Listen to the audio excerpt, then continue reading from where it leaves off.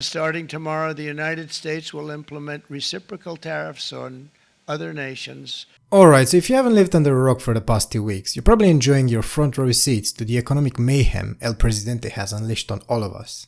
While you enjoy the popcorn, you're probably squinting your eyes at the line goes down charts the news outlets have been slapping you with.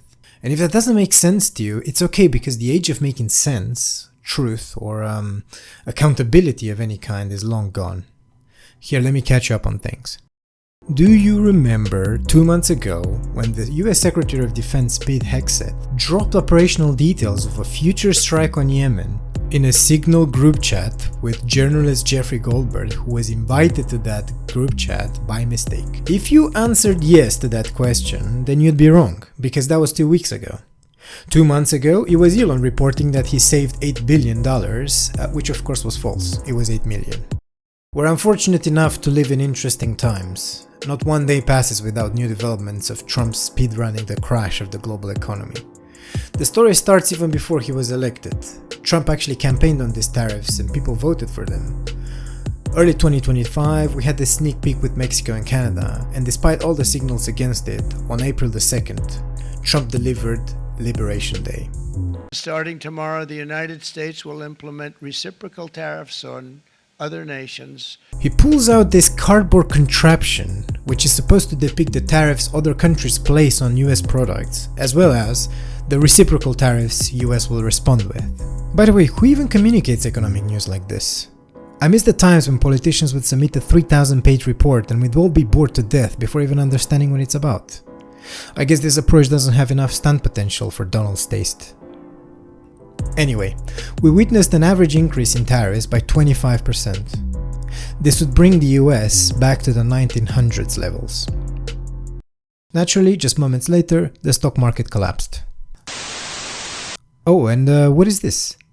Only a few hours later, some people reverse engineered the tariff calculation and post the results on Twitter. Turns out the whole thing is wrong.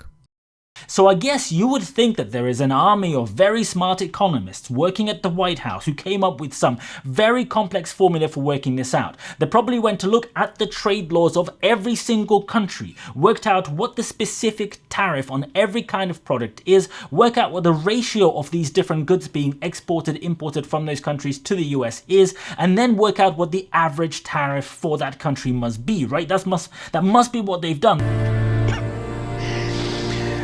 Oh, no.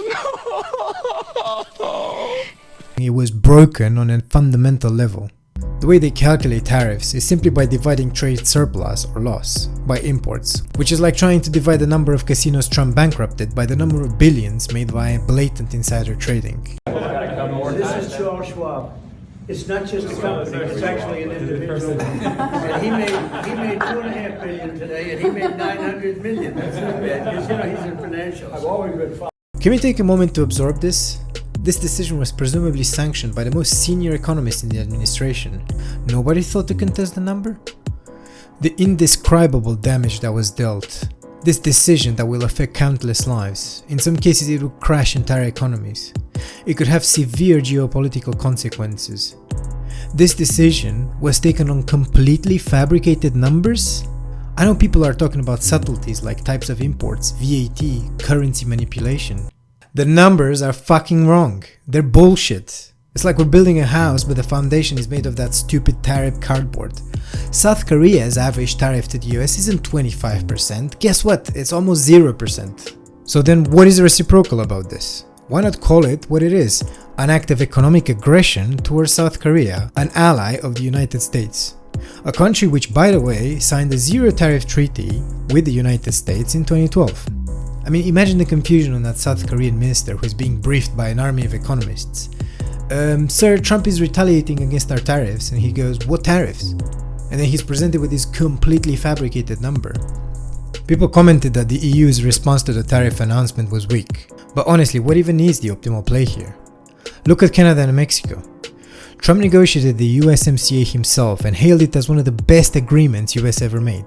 Then only 1 month after it entering into force, he slapped 10% tariffs on Canadian aluminium, citing security reasons. Trump then changed his mind again the following month, ahead of planned retaliation from Canada. And this is just 2020. He imposed tariffs yet again in February 2025 on Canada and Mexico, and then again he delayed them. It's such a chaos, it makes little sense for countries to even engage.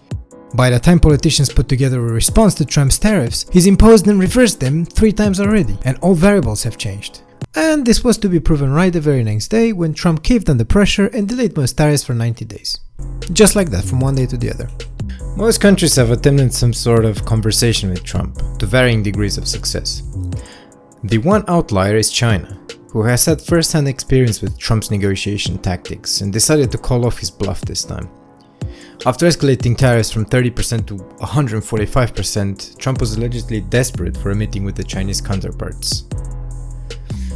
From what I understand, this is still met with silence as of Monday, 14th of April. Over the weekend, there were some rumors that Trump exempted smartphones, computers, and other electronics from the new tariffs, providing relief to major tech companies like Apple, Nvidia, and Dell. Actually, this turned out to be false again. As of April 14th, Trump just went out and said and just denied that this ever was a thing. It's hard to predict anything before Trump's tariff frenzy settles down. What's certain is that this damaged severely the credibility of the United States as a rational actor on the world stage. Whatever the final outcome on tariffs, the economy will eventually catch up with the chaos. Possibly towards the end of the year, we'll see the real-world consequences. It's clear that as long as there's uncertainty, investment will slow down. Because of the newly erected trade barriers, businesses will have to readjust. Consumer sentiment has already plummeted. For the common people like you and me, this will very likely translate into inflation, depending on which tariffs survive. There will likely be higher unemployment, which means jobs might pay less and there will be more competition. Small businesses will suffer as well, again depending on which tariffs remain. Basically, the economy will slow down. I've started this channel trying to give a more balanced and unbiased take on politics. But this is such a lose-lose situation where everybody involved is losing that I'm struggling to find any positive remarks to make. I guess we'll wait and see the next few days and hopefully things will get back to some sort of normal again. Thanks for watching.